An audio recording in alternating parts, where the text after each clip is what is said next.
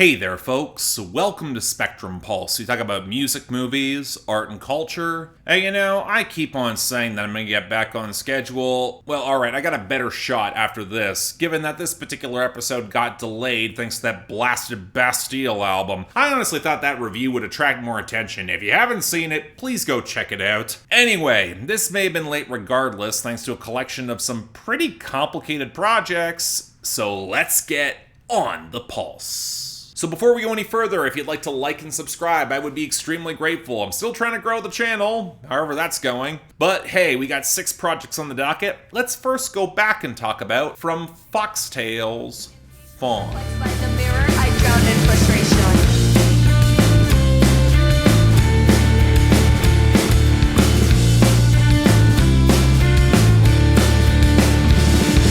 Well, folks kind of went wild for this one, didn't they? Not gonna lie, Foxtails was on my radar, given that their combination of post-hardcore inflected screamo on previous projects showed a decent amount of flair and experimentation. Not quite exceptional, but I certainly found more to like than I expect with this side of screamo. So with all the critical acclaim going this way, I was excited to get into this properly. And it's kind of funny how just the smallest change or augmentation can really help an act differentiate themselves from the crowd. Opposite the seething guitars that pick up some compositional cues from post-rock and a sinuous bass simmer alongside some really great drum work. Seriously, I love how crisp and well-mic'd this kit is, especially the snares. They just added in a ragged violin, and it's perfectly placed in order to flesh out this melody. So as Megan Cadena Fernandez splits between softer, sultry singing, something closer to La Dispute-esque spoken word that either feels soaked in bitterness or on the cusp of breaking down and sobbing,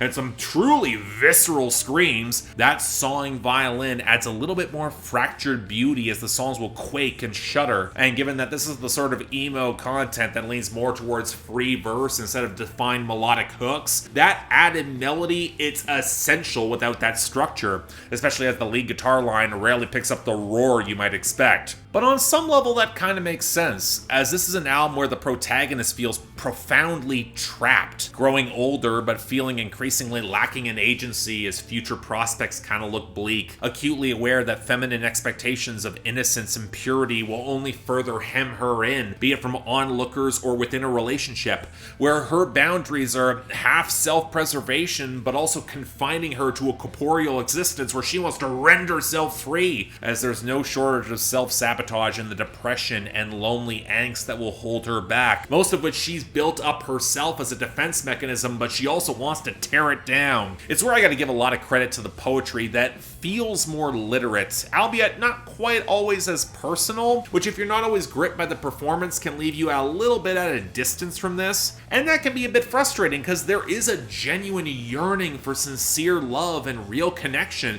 trying to divorce from a trauma response to just placate and restrict oneself. It leads to some of the most complex and emotionally resonant moments, and that's worth picking up the album regardless. What it reminds me of the most conceptually is Fallbird's 2020 album, but where that project had a little bit more driving direction and real swell, this album feels closer to a claustrophobic wallow, and while that can definitely run together without much in the way of hooks and an overall pretty uniform sound, the production and the writing is so goddamn sharp that it's hard not to get sucked in, especially the violin manages to catch your ear. Overall, I might be a little cooler on this than some because I still feel like I'm developing my ear for screamo and post-hardcore, but I also know quality when I hear it. This is some great stuff. Check it out. Next up from Second in Command, Rainbow Road.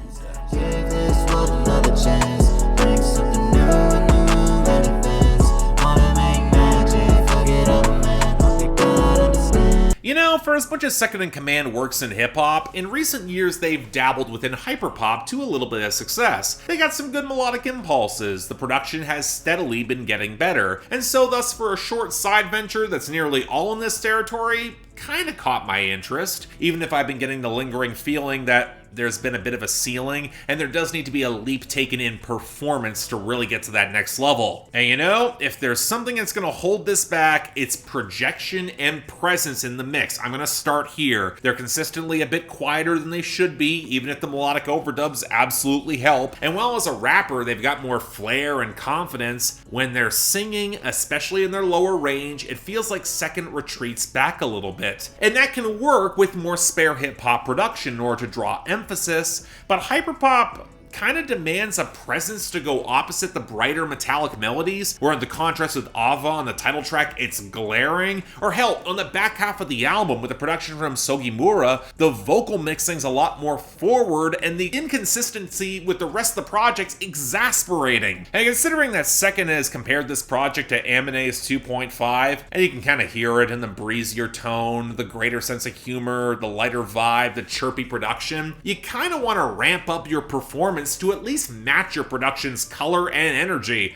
Hell, that was a problem I thought Anais had on that project. But I'm putting so much emphasis on this because otherwise, this is pretty damn solid. It's definitely shorter, effectively 7 tracks with an instrumental and outro from Grim Greaves, who I will say is improved in terms of ambient melodic composition and mixing. And the chiptune adjacent Lil Uzi Vert-esque instrumentals, they still aren't always my thing, but Second's writing does a really solid job compensating, mostly because this is them embracing a more love-struck, playful side. It's not nearly as dark, be it in the queer romantic moments that add a distinctive slant to their flexing, or just blowing off all the online drama. It's just a tone that doesn't feel nearly as downbeat as their previous work. And even if some of the nerdier references stray kinda close to old YouTube rap territory for me, overall it's probably one of their most straightforward and accessible projects, including their best ending of a project to date. And honestly, what's both encouraging and kind of frustrating is that Second is really so close to that greater breakthrough. Give them a little bit more forward-facing production focus, I could see them making a serious play beyond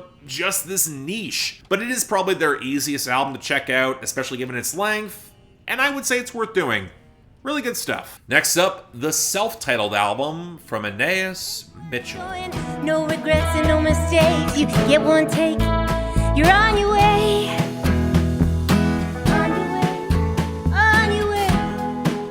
Well, this is somewhat long in coming, or maybe it's just me placing a little more weight on a catalog where I've been aware of Anais Mitchell for some time due to her collaborations and connections, but I've never just had the proper chance to sit with anything in full just yet. But alright, for those of you who don't know, she's a Vermont folk singer-songwriter, had some well-received, if not exactly critically acclaimed albums in the 2000s, but likely became most known as the composer and mastermind behind Hadestown in 2010, the star-studded collaboration album adapting the tale of Orpheus and Eurydice that would become a Broadway musical and win a ridiculous number of Tonys. Now for me, easiest thing for me to say is that the writing, it's probably a little better than the execution, where it took her a little bit of time to really grow into her voice, and at best the arrangements are tastefully minimal. At worst, it can all sound really overcooked and dated, where for as political as Mitchell can be, it's both kind of dated and clunky to the point of kneecapping itself, and that's not even getting into how she interprets vintage jazz, blues, and country on the Hadestown concept album. I've got a lot of complicated and not always complimentary opinions on that musical. I will leave it there for now. Anyway, this is her first proper solo album of original material in about 10 years, and I guess I shouldn't be that surprised that it's generally fine, but when you strip out the majority of the politically charged content and replace it with the sort of piano-backed, quasi-theatrical, earnest indie folk with touches of woodwinds and strings and horns that's only a half step removed from adult alternative that would have caught a couple moments a decade ago, reminded me a lot of Sarah Bareilles on the Once soundtrack that just can't get enough of the mystique of New York City. I mean, come on. From what I've just described, you can probably imagine this album. Hell, you probably have heard this album. And while yes, Mitchell's voice has certainly gotten better with age, and the arrangements are well structured, tastefully produced, I just kept waiting for a gut punch moment or something in the writing to really deepen the picture beyond the cheery, idyllic optimism that for some reason never goes for broke or embraces an arrangement to amplify that wonderment, really take that step above. and it doesn't really happen. The closest you'll get is the commemoration to her late friend on Your Way, Felix song, and maybe it's the references to growing up and feminine vulnerability on Little Big Girl, but then you just get this out of nowhere reference to racial profiling on the whole slice of life small town romance song Backroads, and it just becomes impossible to escape how none of this effectively conveys gravitas. At least when Emily Scott Robinson has her more precious or theatrical moments on her last album, there is a rootsy heft and a mature reckoning with darkness that Anais Mitchell just doesn't touch. I'm not saying you need that darkness to make great music. There is an idyllic, yearning charm. I can see this working for some in this audience, but it doesn't quite have a deeper foundation. It feels a little slight, and I'm left lukewarm. It's not bad, not precisely potent or remarkable either, but if it's in your wheelhouse, you'll have fun with it. Next up from Rolo Tomassi, Where Myth Becomes Memory.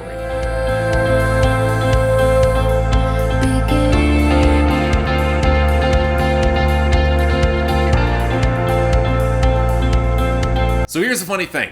I'm not sure what switch in my mind flipped initially in 2018 that caused me to love Rolo Tomassi's album Time Will Die and Love Will Bury It, which if I had been making top 50 lists instead of a top 25, easily would have been among my favorite albums of that year. But to be fair, it wasn't exactly an album I revisited that much in the previous couple of years, so I wanted to make the time go back to it properly, and I have no idea why I don't go back to it more, given that I picked up more of an ear for this brand of metal, and I'd argue the project has aged amazingly well in terms of production, epic swell, and compositional refinement. So okay, 4 years later, I'm excited. Can the follow-up match it? Well, not exactly. But this is one of those cases where the issues crop up in the fine details that you might not notice if you're not paying attention, but also serve to make an album that was set up to continue down their dreamy, post-rock, progressive fusion into something that isn't anything close to being as satisfying. Now, some of this other compositions just feeling a little less complex, a little slower as a whole, with considerably more clean singing and way less impressive patterns from their new drummer, and where the male clean singing doesn't remotely fit at all on cuts like Closer and To Resist Forgetting. But you know what? In fairness, it does make for some smoother transitions, arguably more accessible moments, which I should like, even if I'm no fan of the occasional gent progression. But I'd also argue the issue really runs deeper into the production, where outside of a weirdly mic'd drum kit,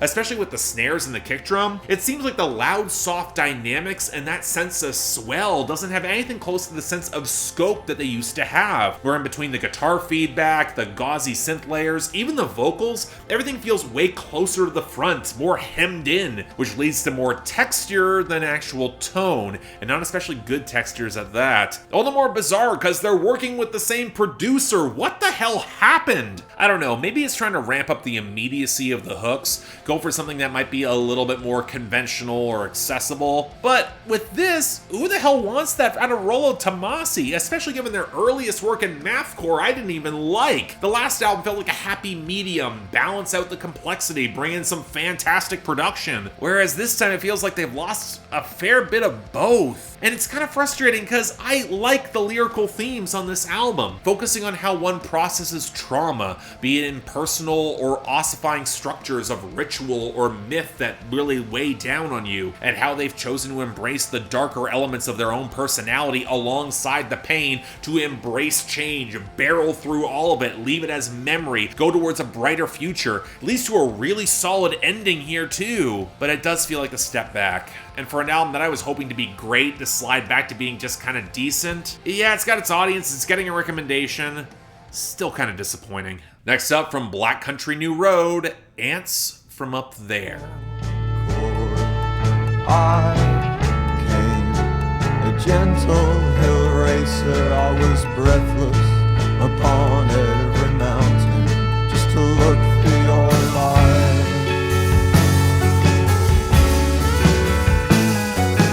Gotta be honest, this is not how I wanted to approach this album or this band in 2022. Black Country New Road were one of the biggest breakouts in experimental rock with a genuinely terrific debut, one of my favorites of 2021. I was thrilled to see another album already waiting in the wings, but then days before the album dropped, frontman Isaac Wood left the band. Seems amicable, no drama or scandal, but it left the act high and dry leading into their follow-up project. And while given some of the subject matter and subtext of For the First Time I wasn't altogether surprised, it was really dispiriting to hear about. But hey, maybe this would be a great parting gift, at least for now. Well, I'll say this. I was really damn close to making this a solo review, and if it wasn't for my tight schedule right now, and the likelihood that the majority of folks would not watch it, because again, small indie experimental rock group, this would be one. Because the album's legit excellent. The pivot made with this album kind of reminds me a decent bit of how Black Midi went for a more restrained and refined compositions on Cavalcade, but where that project seemed to build up its distance from the audience with cooler layers, Black Country New Road are doing it in order to amplify that emotional core, leaning in on borderline vintage Broadway drama, classic pop, classic jazz, in order to weave tighter songs that bring even more hooks to bear. The band claims they were inspired more by early Arcade Fire and 2000 Sufjan Stevens, and I can definitely hear it. The guitars are a little smoother with the occasional Spanish flutter, even when the sizzle will roar back when it's precisely needed to pay off those crescendos, as do the grooves. The horns are more lush, they lean a little heavier on the saxophone, the violin is gorgeous on Haldern, Isaac Wood brings less of a raw shout and a lot more crooning, except on Good Will Hunting with the waves of synth, and Wood howling his lungs out by the very end for a song that just absolutely fucking rules. Maybe it's not as immediately quotable or impressive as Sunglasses, my current favorite of theirs, but it's up there. And yet the band still has that experimental flavor, from bending time signatures where they just abandon rhythmic tempo altogether on the first hook of Breadcrumbs to let the song ebb naturally into a groove where that same hook locks in and then sounds just as potent. How the melodies were forced to react to the utterly wild drum solo on Snow Globes, and a great melody too. And the improvisational build-up of Haldern, to how much Basketball Shoes blends elements from across the entire album in the extended runtime and medley, although that's generally true with the entire album, especially when you start peeling into the lyrics. Now keep in mind that a lot of the relationship drama on For the First Time, it was rooted in the meta text, as much about the band's relationship with the audience as it was about failing to live up to expectations or their own imploding relationships. Well, this time the relationship is there, a little more stabilized, more settled. Seriously, there is this glorious sense of romance on this project that's just nerdy enough to really resonate for me if you catch all the references, and I did, but the anxiety around how it's slowly coming apart at the seams, it's palpable, especially when you know that there's very little you can do when that distance is manifesting and the decline might be inevitable. Made all the worse when you can tell that there's some codependency here, and because the love, at least on his part, is still there. And while there'd be plenty of trinkets and memories and atomized moments, he knows he's ultimately got to be the one that ends it. The references to the band explicitly and Isaac Wood's angst at failing that yearning audience, they're all the more present than ever, from looking forward to when those will look back on the relationship as, oh, it was cool, to the fear that he may have exposed too much. From the banal moments that have him wanting to bridge that gap when he knows it's not working, to having died like 15 times. Once for every song cut to their full-length albums before that last medley that includes that lyric. Now, I will say it's a stretch to say all this interconnects. Absolutely, yeah. If I got complaints about the album, it's how the sprawl absolutely gets away with them from the final third of the album, where the rewrites on Basketball Shoes can't quite get away from the questionable earlier drafts that came out, and it's not quite as powerful as a closer as it really could be, and the momentum, at least to me, definitely flags. But yeah, some of this is trying to place passing metatextual references and context with Wood's departure. The album has this aching tragedy and of departure and endings all over it. But on some level that amplifies the emotional experience of the project, and it winds up pretty damn special as a result. I would love to see Isaac Wood rejoin the band in his own time, but if not, I'll cherish what we got. This is pretty fantastic. Check it out. And finally, from Mitski, Laurel Hell.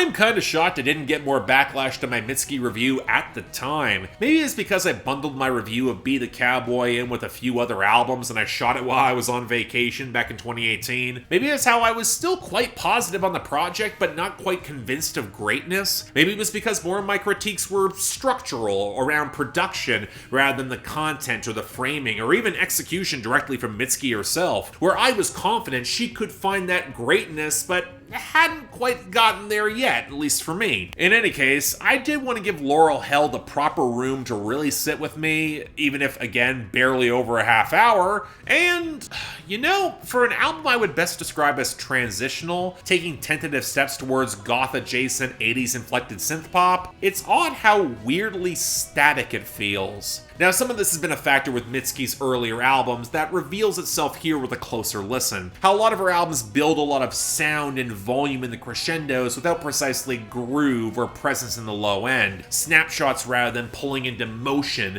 as a factor of us only really having a bass guitar on 2 tracks here and relying on programmed beats the rest of the way. And that makes an album with more obvious steps towards this era of dance pop not quite feel as sinuous or punchy as I was hoping, not helped by her continuously haphazard choice in synth tones and some really odd mastering decisions that have been an issue for a few albums now. Now granted, some of this is also a natural come down from the bombast and excess of Be the Cowboy to something that might be more restrained and seemingly tight, but when you got songs that still kind of feel like fragments that can't quite take off in a sound that's been strip mined for damn near any of remaining trace of nostalgia, where Mitski still has more of a passing relationship with structure rather than defined hooks, what we're left with is a lot of pop promise that doesn't always feel fulfilled. And that's kind of frustrating because, again, the moments that do work are some of the most striking compositions in Mitski's career thus far. She's still a terrific melodic composer. I've always liked her throatier vocal delivery, and I'd argue, once again, the content gets there. Yeah, sketching out a romantic relationship parallel to her increasingly tenuous feelings towards the music industry and art in general,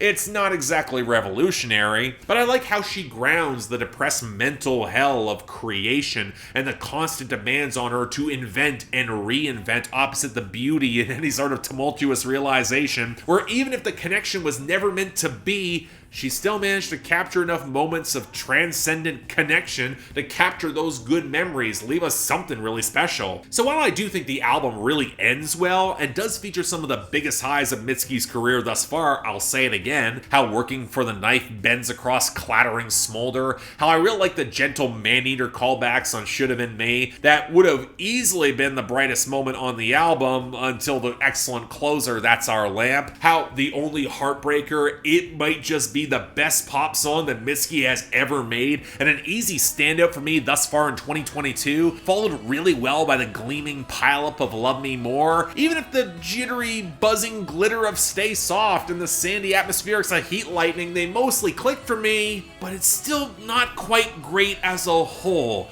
and the pop pivot seems to have exposed more of those fractures in her formula, intentional or otherwise on her part. I'll definitely take those high points though. It's still absolutely worth a listen. So yeah, check it out. And yeah, that was our list here. Thanks a lot for watching. Again, if you'd like to like and subscribe, I'd be extremely grateful. As I keep saying, I'm trying to grow the channel, and it's been a little frustrating watching subscribers oscillate up and down a lot and not seeing a lot of consistent growth, but hey, it happens.